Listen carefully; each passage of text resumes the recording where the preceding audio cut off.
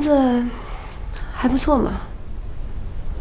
啊，这房子也是刚收房，哎，你看这乱七八糟的，什么还没都收拾好呢。我本来是想等把家具家电都弄好了，就马上把你接过来。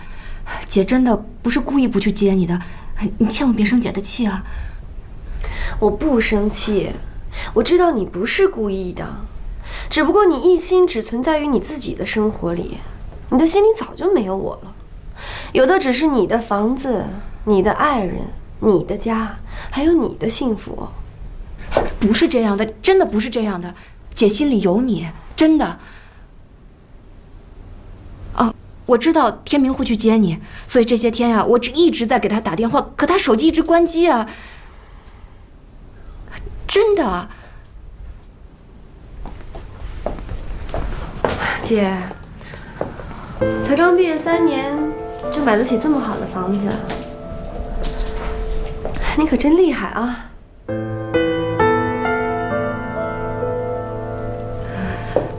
这房子的首付款是用妈老家房子的拆迁款付的，我知道，这钱啊有一半是你的，可我想，你当时人在监狱里，要这笔钱也用不上，可等你出来了再买房子，这房价又不知道要涨多少了呀！你可算得真精明啊！有了房子，就有了你跟墨轩的家，这样你跟墨轩的感情就更稳固了，是吧？可是你千算万算，你有没有算过我的感受啊？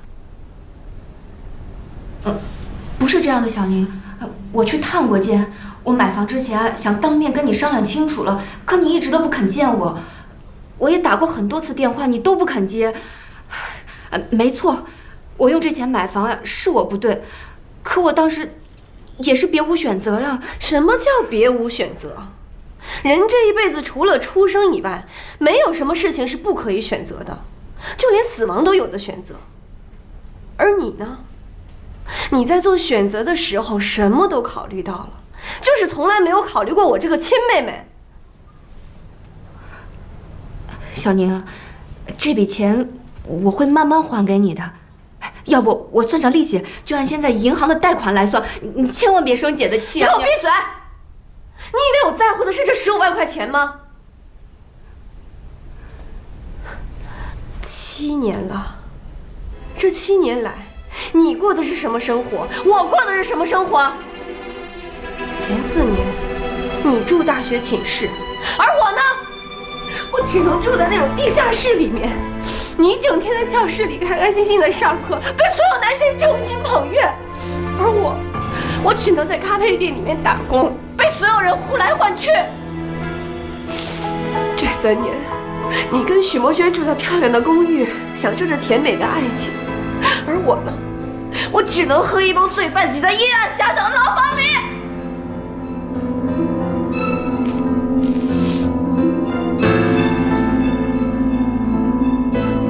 本来这一切，我都是心甘情愿的。我即使有眼泪，我都自己往肚子里咽，从来都不想让你看到。可你呢？你都对我做了什么？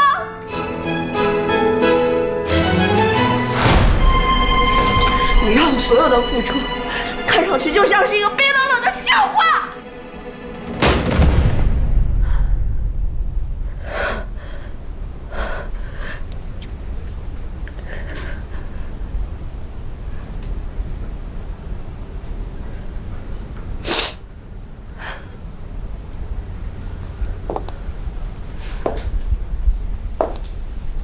小宁，我知道我和墨轩走在一起很伤你的心，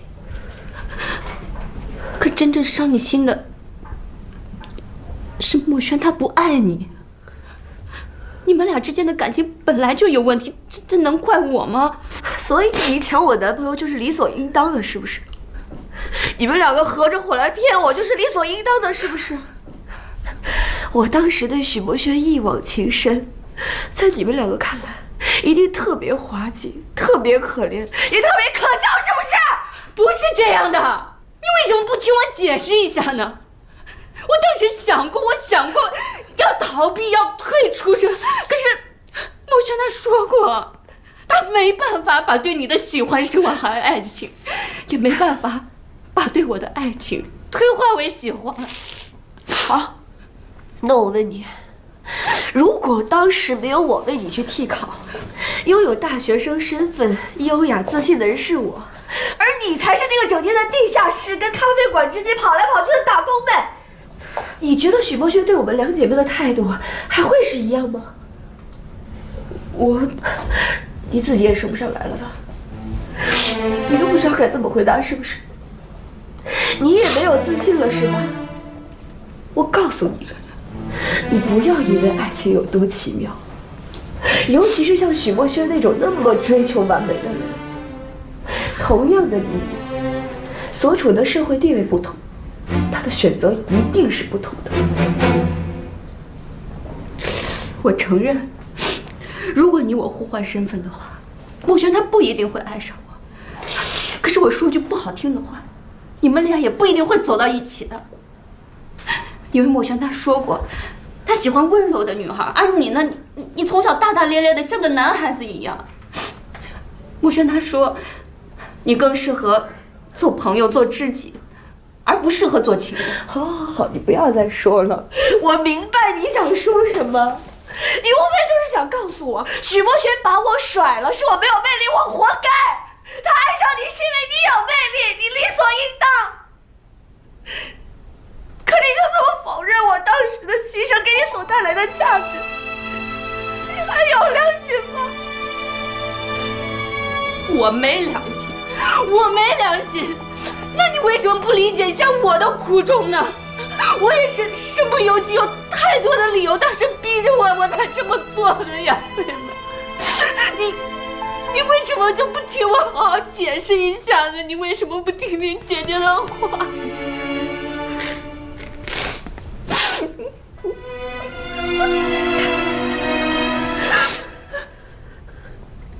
我知道，你这些年在里面一定受过了很多苦，所以让我们现在把心情都平复一下好吗？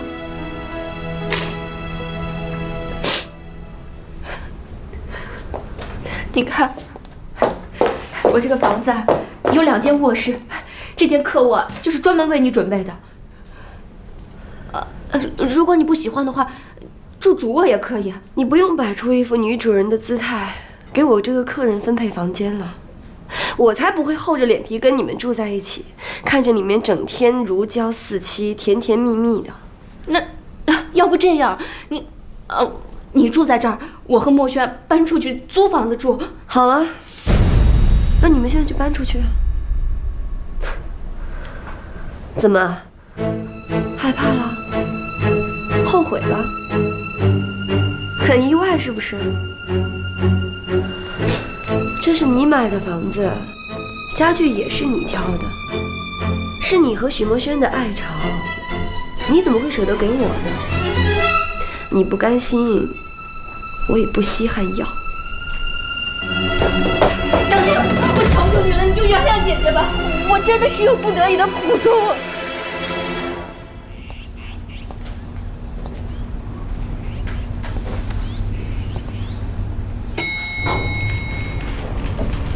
哎，哥，你怎么在这儿？安宁来了。苦衷。7年前，我把我的高考成绩让给了你，也把我的人生让给了你。3年前，我一个人承担了所有的罪责，我又把我的自由让给了你。我真的很想知道，到底是什么苦衷，至于让你对我这个妹妹这么的无情无义。对不起，我发现你真的很喜欢说对不起。一路以来，你对我说了很多个对不起。以前我不爱听，因为你每说一次，我就心疼一次。现在我仍然不爱听，因为你每说一次，我就恶心一次。妹妹，我求求你了，你别这么恨我好吗？你知道吗？你说的每一个字，都像是在挖我的心啊！我现在真的好想把你的心挖开来看一看，看看里面究竟还有哪个角落是属于我这个妹妹的。那难道我这些年的日子就好过吗？我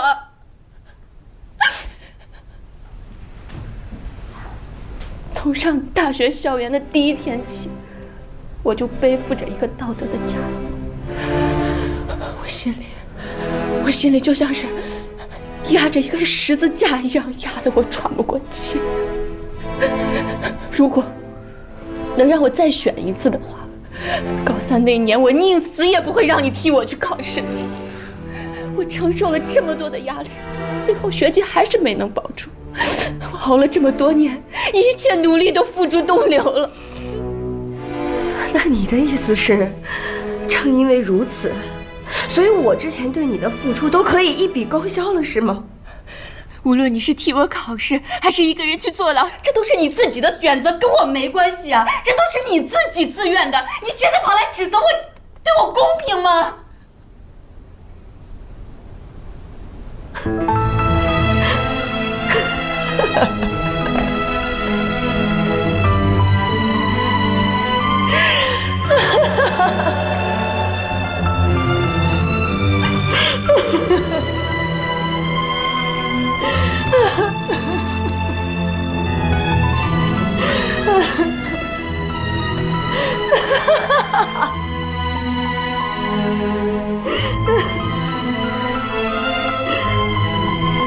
小时候，爸妈离婚，是谁把你从白家换了回来？不是我吗？你替我坐了3年牢，难道我就没替你受过10年罪吗？大一那一年，是谁乱买人流药，害我大出血，差点死在手术台上，切除了1半的卵巢才保住了性命，这都是谁的疏忽造成的？你给我的大学身份，我不一样没能保得住。你现在来找我大清算，可我们姐妹俩之间的恩怨能算得清吗？我知道你是因为墨轩，可是墨轩他是人不是物品，就算我想把他让给你，他愿意吗？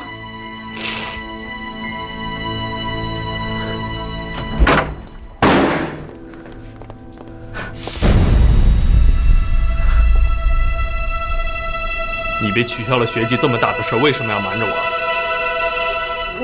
原来你的大学是安宁替你考上的，伤害杨家的人也是你，还让安宁替你坐了3年的牢，为什么要欺骗我？墨轩，你听我别碰我！今天如果不是我亲耳听见的话，你准备在我面前装一辈子温柔善良，为妹妹可以付出一切的姐姐是吗？不是这样的，不是这样的。利用安宁为你买房子，利用安宁为你考大学，利用安宁为你坐牢。我没见过你那么可怕的女人。墨轩，你听我解释。谁解释？一切都是假的。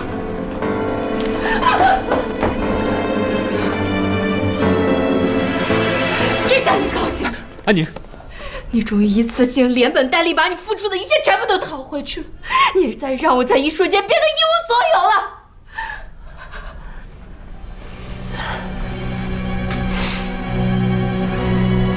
我今天才发现，原来我所做的一切是那么的不堪，那么的滑稽可笑。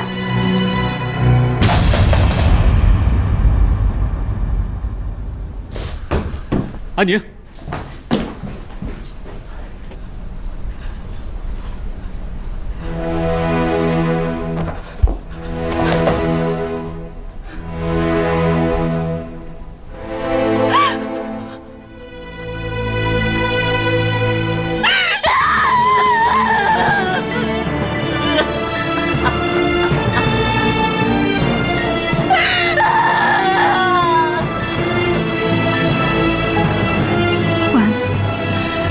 心目中的形象已经完了，我好不容易拥有的家已经破碎了。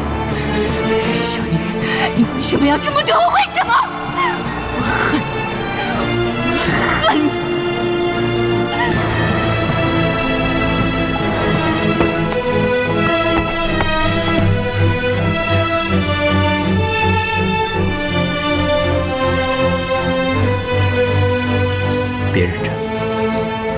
想发泄就发泄出来吧。车钥匙给我。不行，不行！你现在这副样子，骑车很危险的。我心里变得难受，我必须要发泄一下，要不然我会疯掉的。你想发泄，我带你去。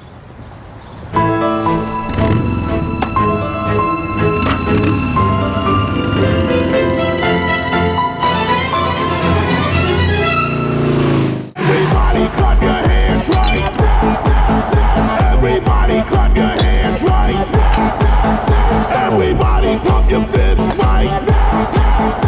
Everybody pump your fists.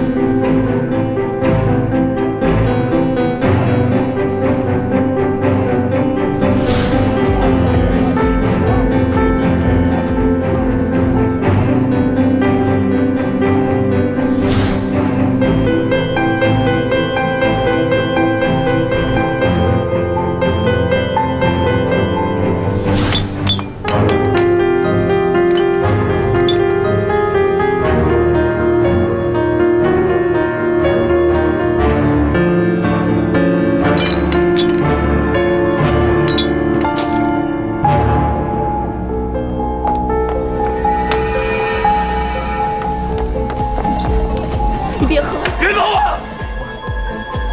博轩，你谁啊？我是从哪儿来的？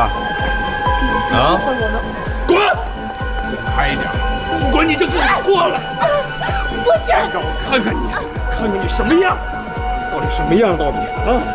是天使还是魔鬼？是天使还是鬼？我把你当个人，滚！离我远点！我再也不想看到你，再也不想看到你，再也不想看到你。博轩，博轩，你是误会我了，我并不是你想象的那样。你给我个机会，你让我跟你解释好不好？博轩，别解释，什么也别瞎说了，不是个人，不是个人，根本就不是个人。你跟我回家吧，博轩。没有家，我没有家，走。我求求你，滚！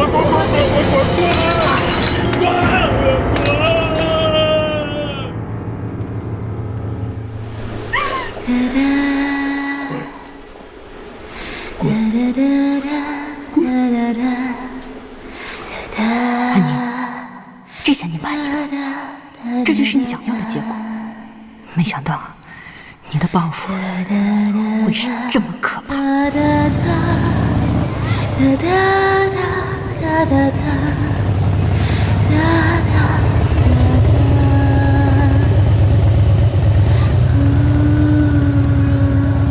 别哭了。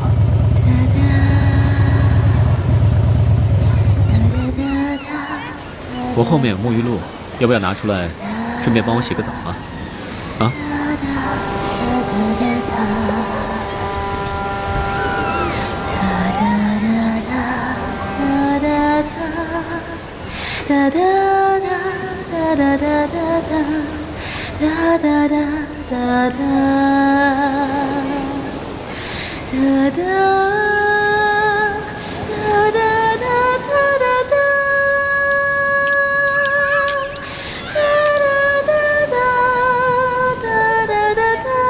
来，去把这块石头往天上扔，有多大劲儿使多大劲儿。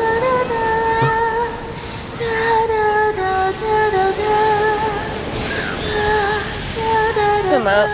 你扔了再说嘛。啊？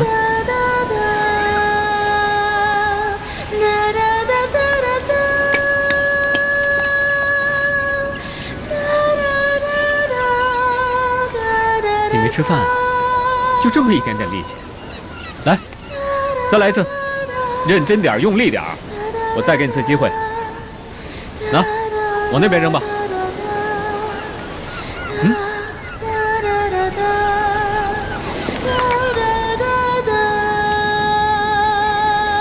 有多大劲儿，使多大劲儿。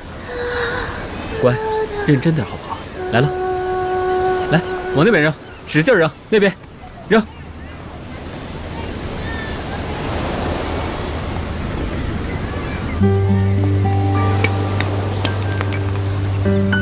这次还差不多。你刚刚用力把石头往天上扔，你有没有听到天空跟你喊疼？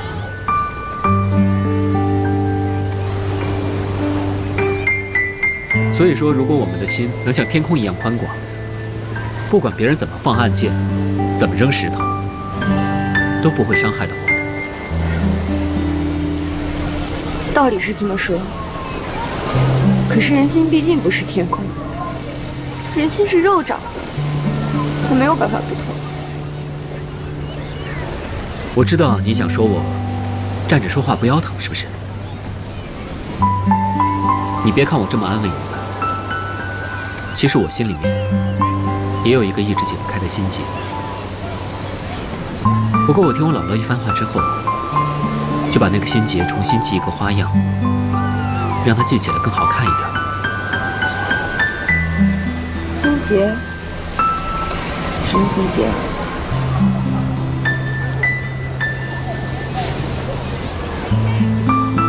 其实我有一个一直藏在心里面，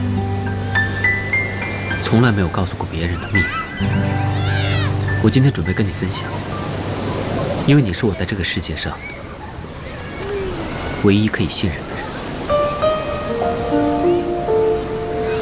你可以帮我保守这个秘密吗？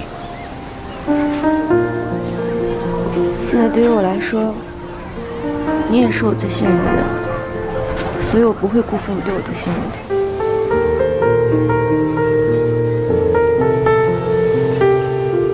谢谢。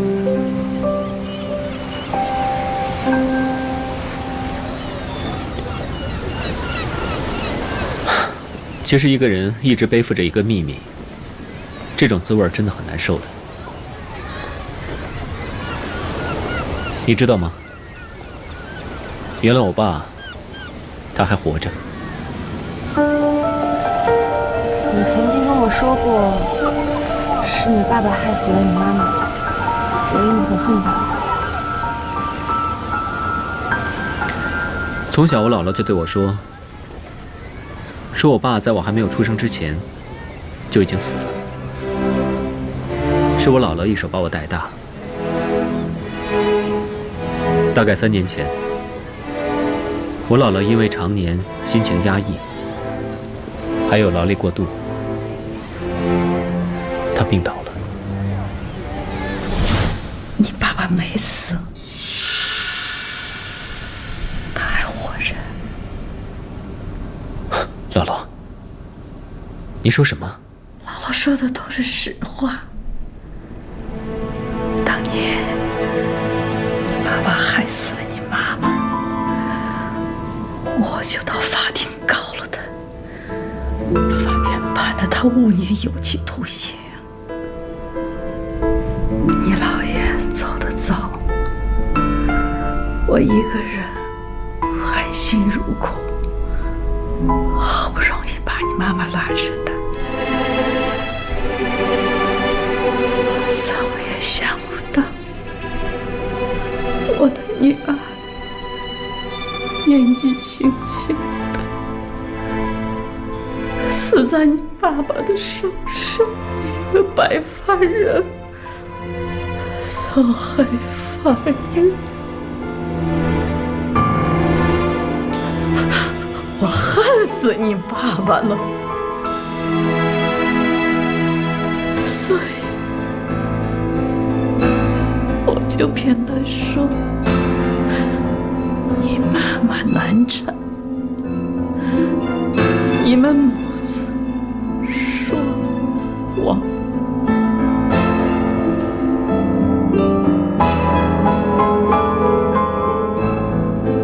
后来他刑满释放了，我就知道他会来找我，所以呀，我就带着你搬了家。唉，我也没想到他有那么好的经商头脑。他从监狱出来后啊，就把老家的房子卖了，去做生意。结果生意做得非常顺利，公司啊越做越大。他呢一直也想着我，我也不知道他是怎么想的，每年呢都往我的学校里寄一份他公司的年报。那些年报就是我在你家里看到的那个小铁盒里面装的那些吗？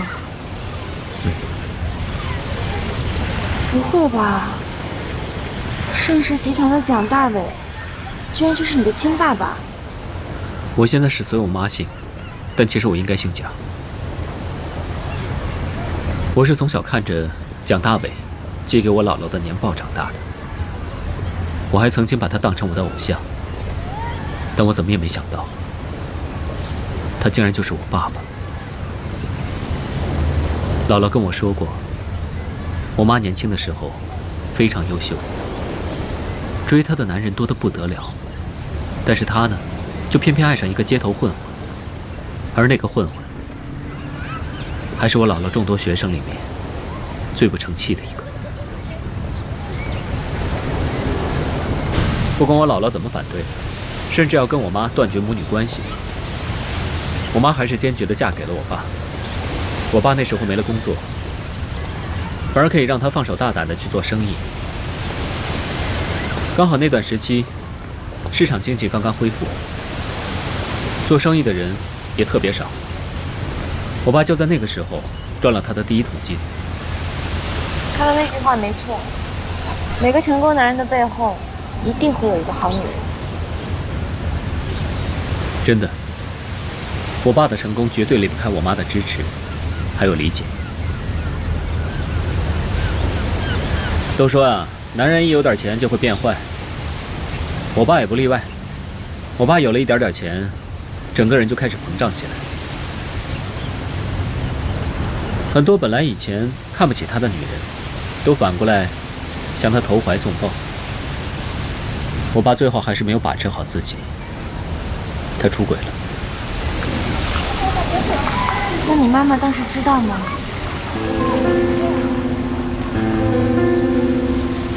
刚开始的时候，我妈不相信那些传言，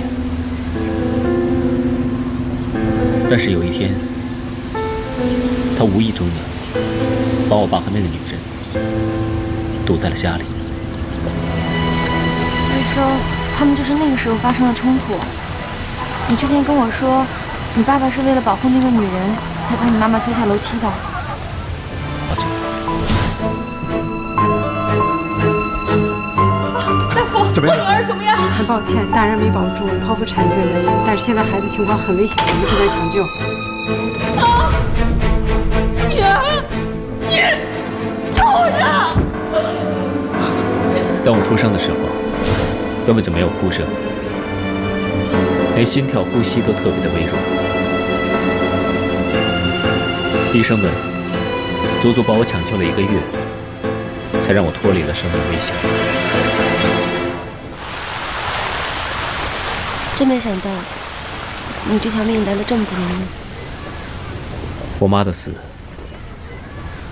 对我姥姥打击特别大，如果不是因为有了我相信我姥姥也撑不下去。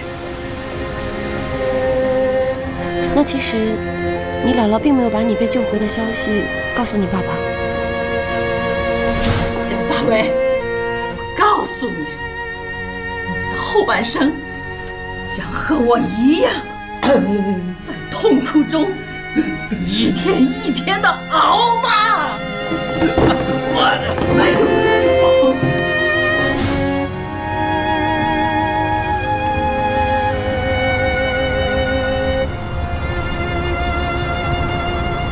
所以说，其实蒋总还不知道有你这个儿子的存在，是吗？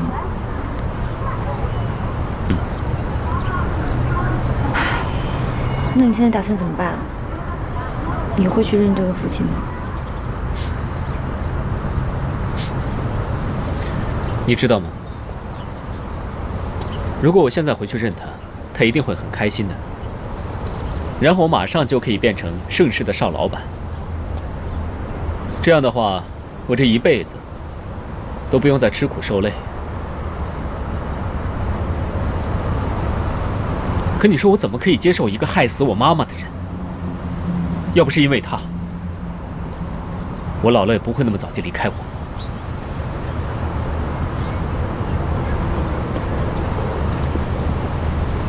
那你为什么还会去盛世呢？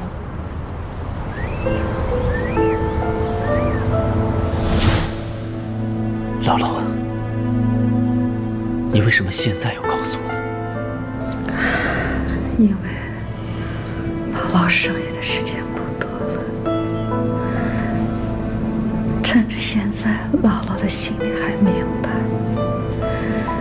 你们毕竟是父子啊，有血缘关系，姥姥没有权利替你决定。听说她这些年也没有再婚，你呢？是他在这个世界上唯一的孩子。如果你去认了他这个父亲，你就可以做盛世集团的小老板了，前途会无量啊！天明，你愿意去认这个父亲吗？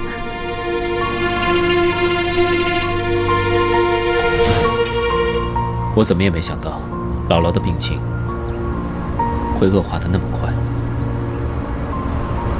还不到1个月，她就偏瘫了，连话都说不出来。你要什么？啊，这儿，需要这个吗？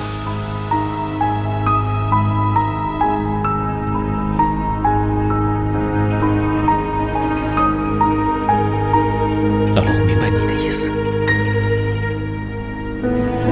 你放心，我一定会跟那个人把账好好算清楚的。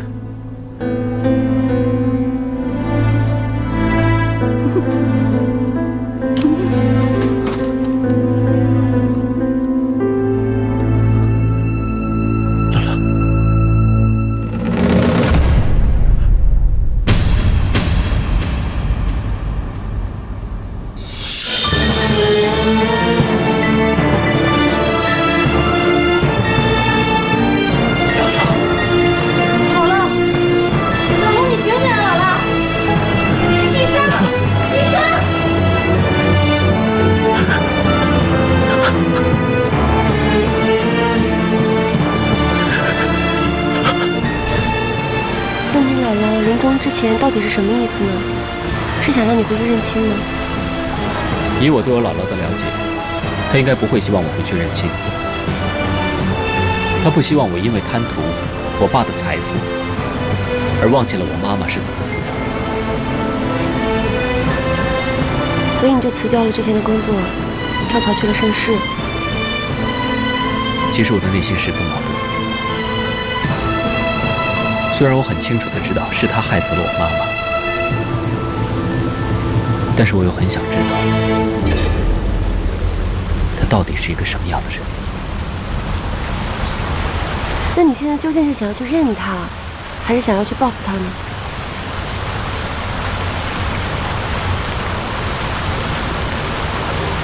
老实说，我真的不知道。我现在心情非常非常矛盾，我真的不知道我应该怎么做。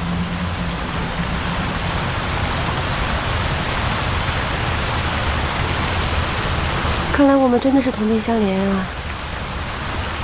都是最亲的人伤我们最深。你在犹豫要不要原谅你爸爸，而我在犹豫要不要原谅我姐姐。做这样的决定真的很难。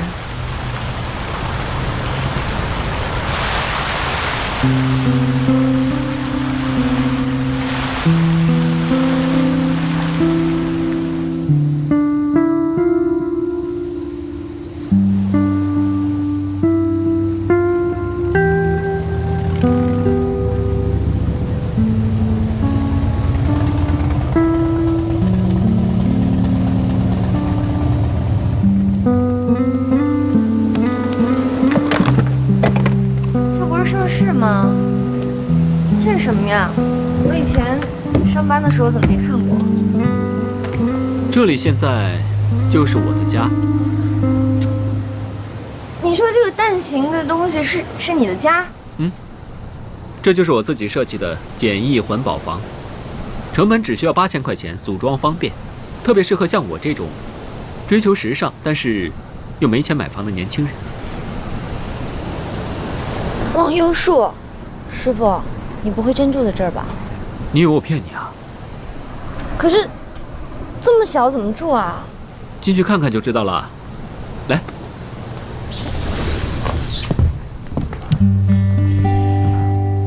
地方呢虽然是小了一点儿，但是一个人住足够了。可是你要怎么在这里生活啊？这蛋居呢采用的是太阳能蓄电池，白天呢就可以把那些太阳能储存起来，然后晚上用来照明用。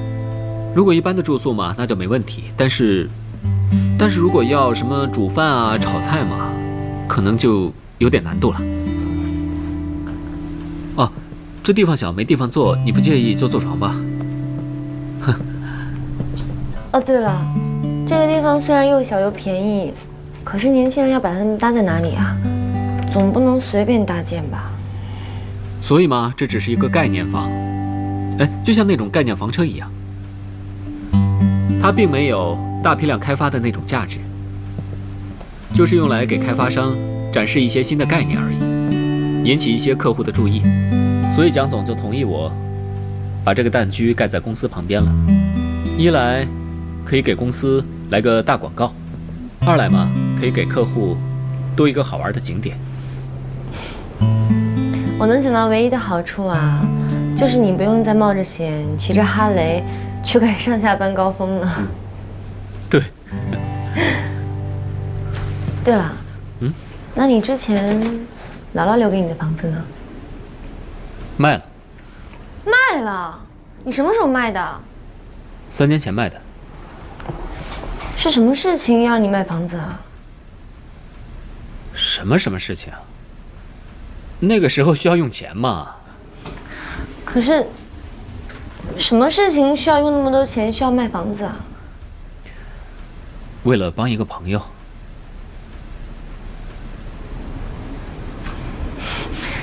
那这个朋友应该很重要吧？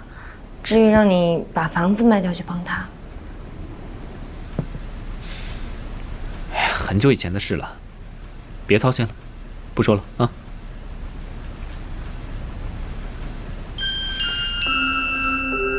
对了，你这儿为什么会挂这么多纸鹤啊？是你折的吗？当然了，全是我折的。你那个大笨手还会折纸鹤？为了折这些纸鹤，我学了好几天呢。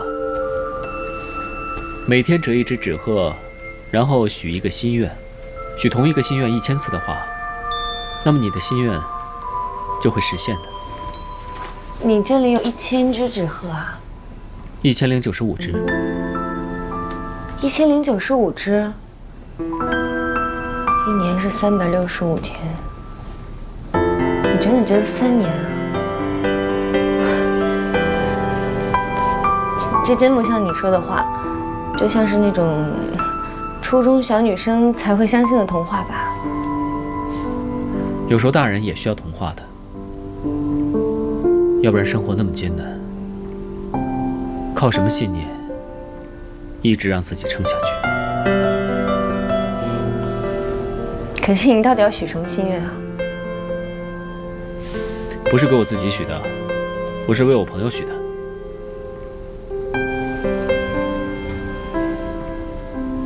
朋友啊？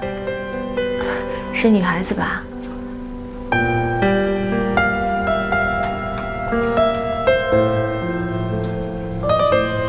你喜欢她？她一定很漂亮吧？她人怎么样啊？她呀，哼，她不但不漂亮，脾气啊还特别糟糕，特别臭。喜欢无缘无故踩人的脚，喜欢叫人家色狼，老喜欢打架、任性、冲动。不过嘛，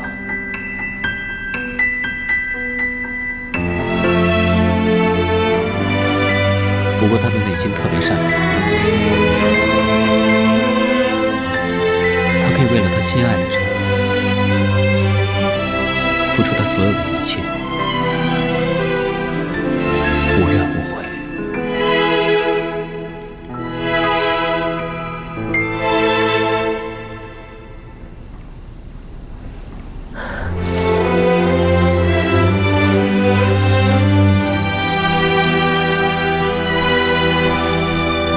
原来李三一起卖房子是因为我。这3年来，你就住在这个蛋局里面，这么大的事情，你为什么不告诉我呢？不想告诉你，是因为我不想让你觉得你亏欠了我。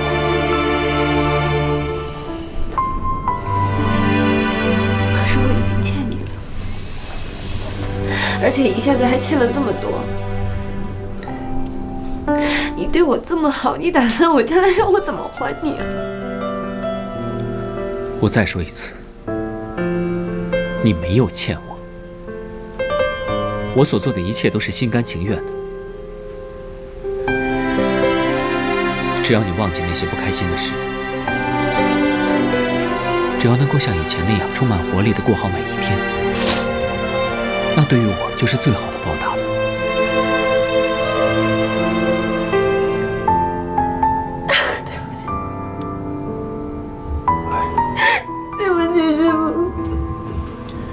喂，你别哭啊！不是，一会儿那些保安看到了，以为我对你做了什么，那我就完蛋了。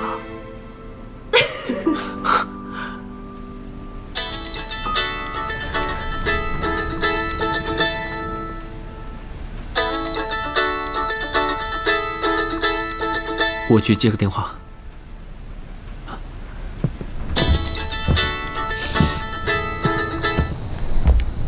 佳佳，这么晚了，怎么还不休息啊？我睡不着呀。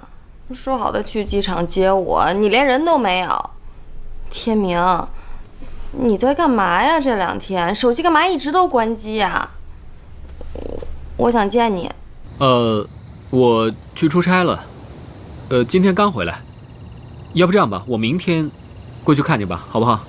我现在就想见你，你赶紧过来。我要是今天见不着你的话，我就一晚上不睡，然后等你来了我才睡。佳佳，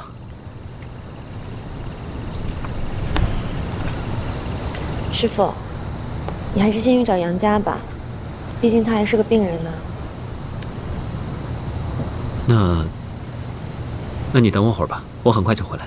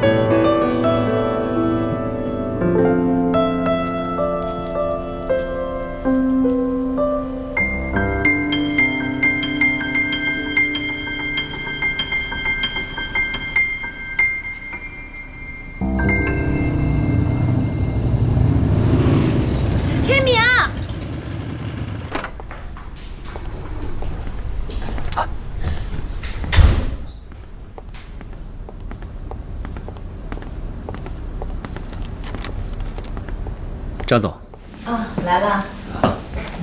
天明，你怎么才来呀？吓死我了！这么大的人了，还像小朋友一样。天明，那个，我们结婚吧。结婚？佳佳，你现在还没完全好呢，怎么能结婚呢？病没好就不能结婚了？为什么呀？不，佳佳。我觉得现在最重要的是，等你的病完全康复了，等你恢复记忆了，其他事情以后再说吧。为什么非要等我恢复记忆啊？人是要往前活、往前看的，不是活在回忆里的。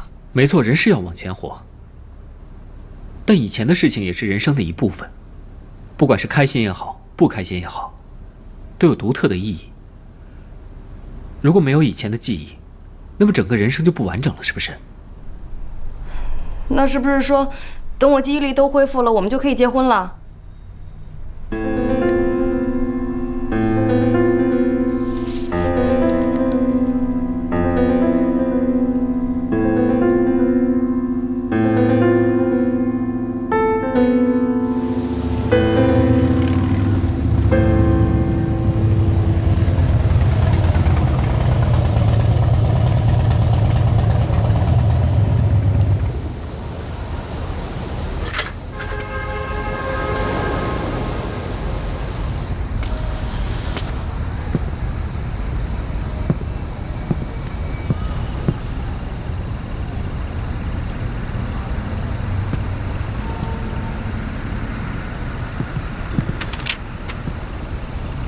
师傅，谢谢你的1095只纸鹤，我都收下了。但是我现在心里很乱，不知道该如何面对过去，该如何面对你，所以我就先走。你不用担心我，我会好好的。傻徒弟安宁。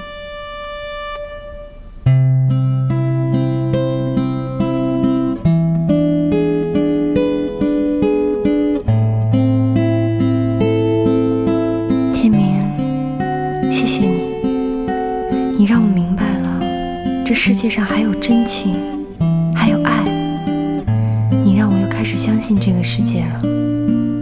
谢谢。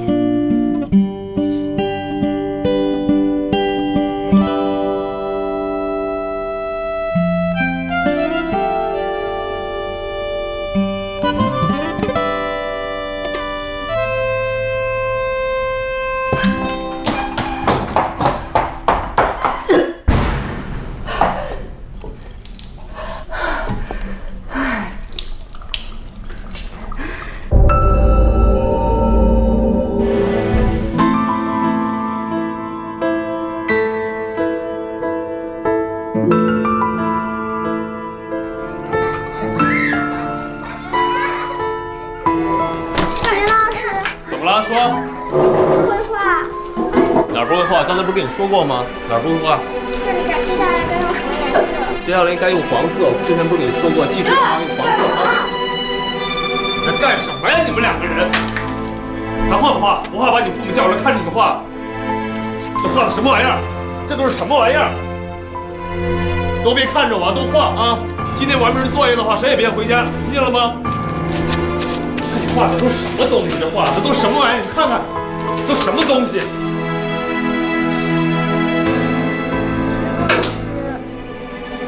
又怎么了？说。那边有一个大姐姐一直在看着你，好像要找你有事儿。你有什么话就这儿说吧。你快点回去吧，我姐一直在找你呢。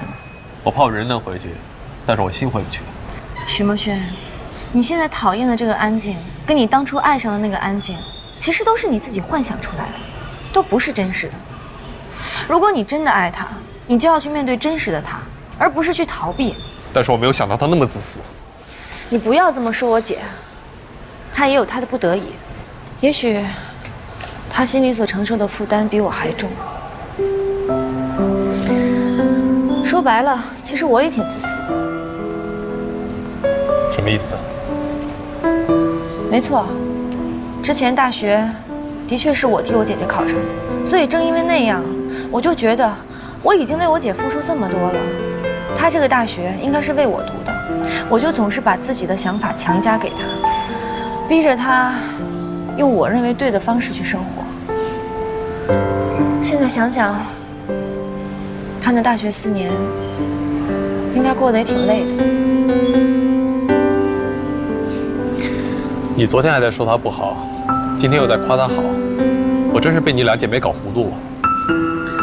徐墨轩，我跟我姐之间不管有再大的矛盾，那也是我们姐妹俩之间的事情。但是我绝对不能看着别人去伤害她。我想换成我姐，她同样也会这么做的。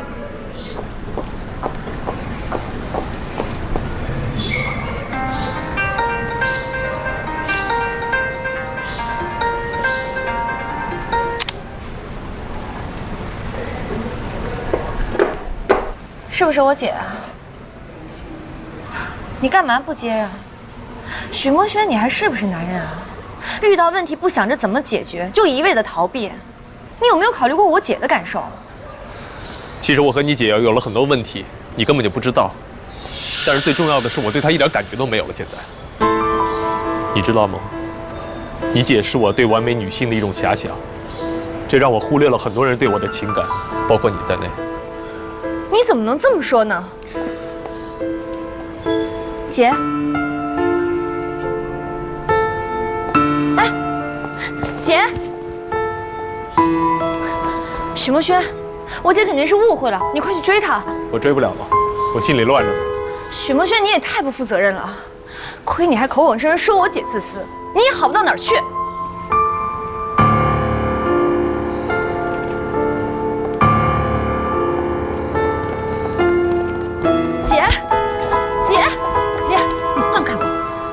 姐，许墨轩他在气头上，他说的话你可别往心里去。你什么都不要再说了，我就问你一句话，你能不能放过墨轩啊？你说这话什么意思啊？什么叫我能不能放过墨轩啊？我实话告诉你吧，那天咱们俩吵得不可开交，回头想想我心里也挺不是滋味的。所以我今天来找他是想替你去劝劝他的，你别在那疑神疑鬼的，你爱信不信。我怀孕了。也正是因为这样，我请你放过许墨轩，不要再拆散我们的婚姻了。姐，你怀孕了，真的，这是天大的喜事儿啊！许墨轩知不知道？我来，正是想告诉他的，可没想到，我却看见刚才的那一幕。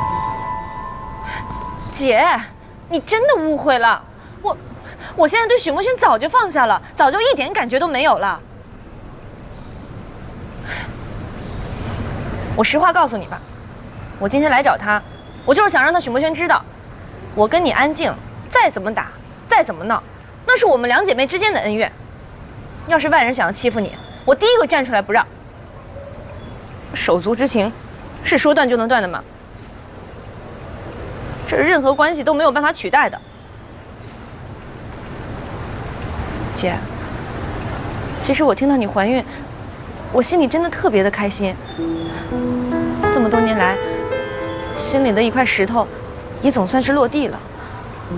所以我现在是真心希望你跟许墨轩能好好的，别老闹了，争取给这个孩子一个完整幸福的家，别跟咱俩小时候似的。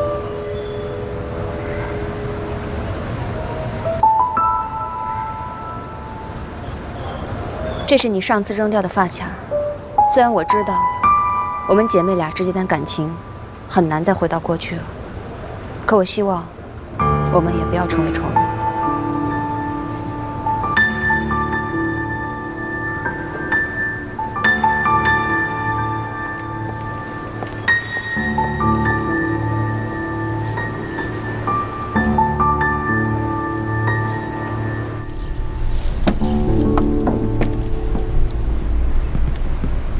你这个地方啊，还是太简陋了，而且外面的环境好像也不是很好的样子。你自己都还住几平米的蛋居呢，居然鄙视我的城中村？那怎么能一样呢？我平常待在公司，很少回去，要回去呢就睡觉。而且啊，我已经买了一套房子，年底就可以住楼了。安宁，要不这样吧，我们先找一个2居室的地方，我们先住着，你觉得怎么样？不行。放心，我不会吃了你的。我不是担心这个。你担心杨家？这只是原因之一。他现在还是个病人，我也没有精力再去跟他纠缠了。总之呢，最近发生太多事情了，我只想一个人安安静静的待一阵子。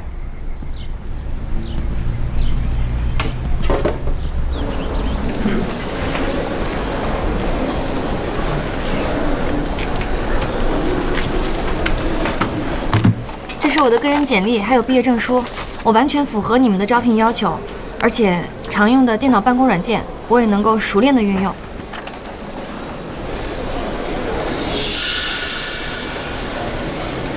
你曾经因为故意伤害罪坐过3年牢。哦，对，但那只是一个意外，并不影响我的工作能力。对不起，恐怕我们公司不能聘用你。为什么呀？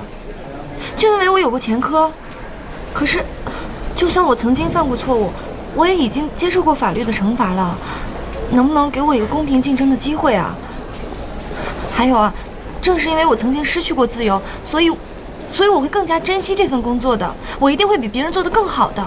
我们公司的领导和员工恐怕很难接受这样一个事实。谢谢啊。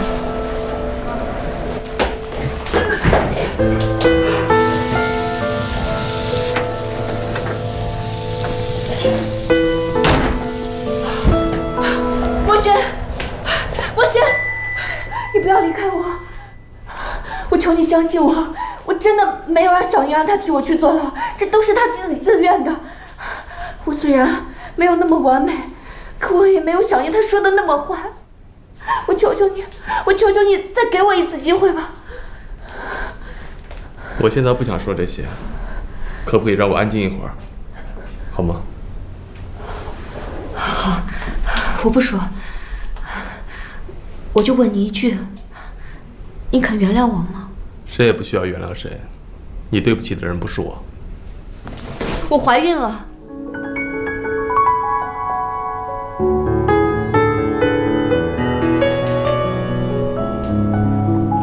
你要当爸爸了。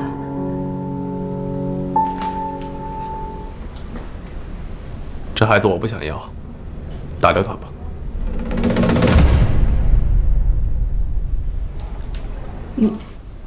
你说什么？我还没做好准备，也从来没有想过要做一个父亲。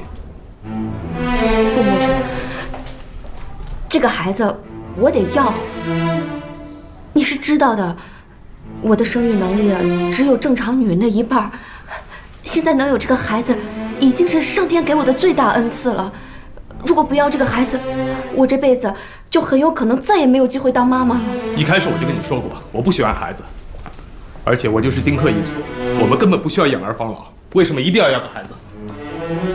墨轩，这个孩子我必须得要，否则我将来一定会后悔的。这个孩子是我们2个人的事儿，我有1半的决定权利，对吗？你怎么那么自私呢？你就不能替我想想？在你心里我很自私，在我心里你一样自私。你坚持要这个孩子，给我的感觉就像在要挟我一样。我从来都没有想过要拿这个孩子来要挟你啊！我也不想在这个节骨眼上生孩子，可是他现在已经来了，我们没有权利去结束他的生命啊！安静，我请你冷静一点好吗？我们现在经济就这个状况，这个房子要还房贷，日子本来就过得很紧张了，有个孩子压力会大很多，你知道吗？还有，我准备重新报考巴黎美术学院。如果我考上了，你难道一个人带孩子吗？什么？都这时候了，你还要去巴黎？那我怎么办？我不知道，我什么都不知道。我觉得你我安宁，我们都需要好好冷静一下。所以，我请你拿掉这个孩子吧。如果是安宁怀了你的孩子，你也会让他拿掉吗？你怎么能说出这样的话？真让我失望。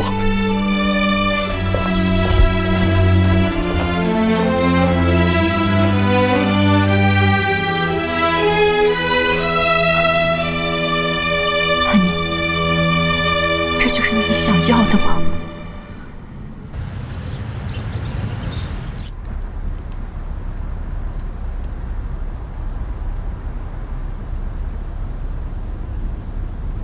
佳佳。哎，妈，我给你热了一杯牛奶。哦，谢谢妈。小心烫啊。哎妈，你知道这钥匙是哪儿的吗？我怎么看着那么眼熟，就是想不起来。当然眼熟了，这是你自己房子里钥匙，自从你谈恋爱以后啊，你就在外面买了一套，就搬出去住了。是你这次生病把你接回来的。这钥匙我一直给你放在那抽屉里的。哦，对，我以前自己好像是有套房子。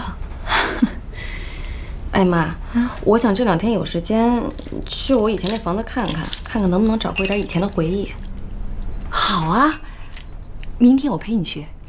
不用了，你这么忙，你去忙你的工作吧，我自己去就行了。你一个人行吗？没问题。那行，别忘了喝啊。嗯。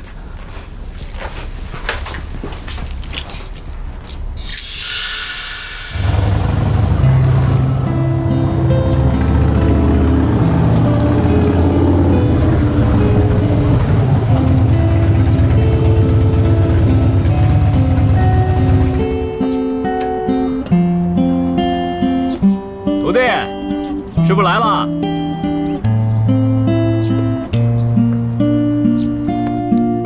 哎呦，哇，好香啊！全是你自己做的？对呀，但是我先声明啊，我可是很久都没有做菜了，手艺不知道好不好吃。哎呀，没事儿，做菜是天赋，不会忘记的。尝尝啊！哎，用筷子。不一样嘛。谈谈，尝这个。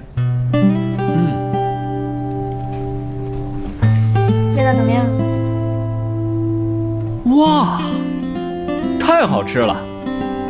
这是我吃过最不做作、最不浮夸、最温暖、最家常、最实在的菜。这是我听过最浮夸的夸赞了，拍马屁又不给红包。今天什么好日子啊？做那么多好吃的。师傅，今天呢是我的新生日。新生？出狱的那天呢是我身体的新生，今天是我心灵的新生。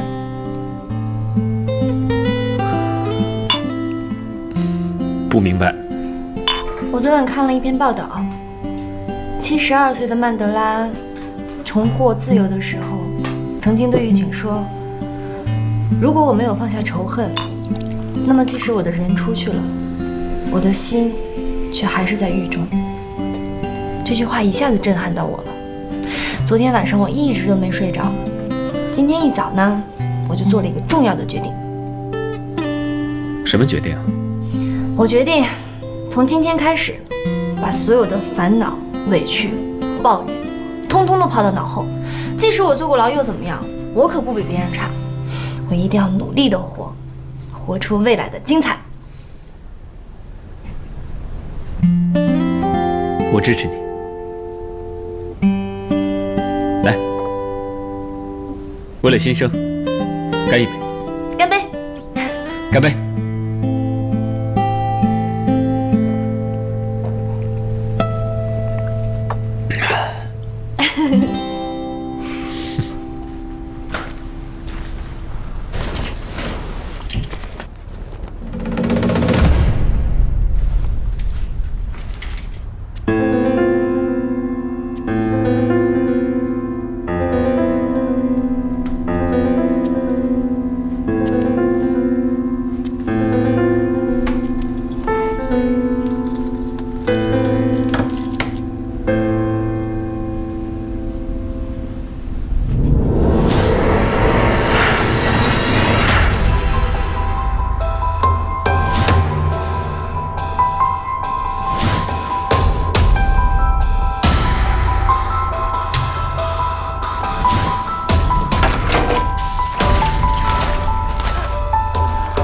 记得这里也有一台的呀，怎么不见了？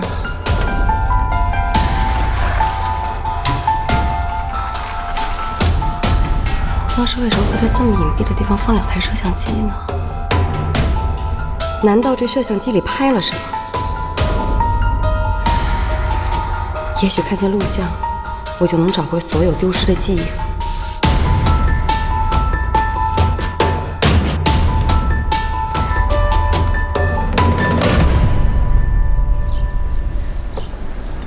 韩宁，我知道你最近找工作不是很顺利，你真的没有考虑回盛世工作？不啦，我已经决定了，我打算继承我妈妈的手艺，去卖蛋烘糕。卖蛋烘糕？去哪儿卖啊？我先去街边摆摊喽。你要做街头小贩？怎么，看不起街头小贩啊？我不是这个意思。你已经拿到大专文凭了，而且你也有在大集团工作的经验，你为什么不去找一份更有前途的工作呢？条条大路通罗马，我呢先摆摊卖蛋烘糕，等攒够了钱啊，我就去开一家蛋糕店，最好还能发展成蛋糕连锁店，到时候实体店跟网店同步销售，创建自己的事业。这个想法很好。看来呢，你是经过深思熟虑才做了这个决定。这样吧，我帮你租个店面，你直接开个蛋糕店，这样不是更好？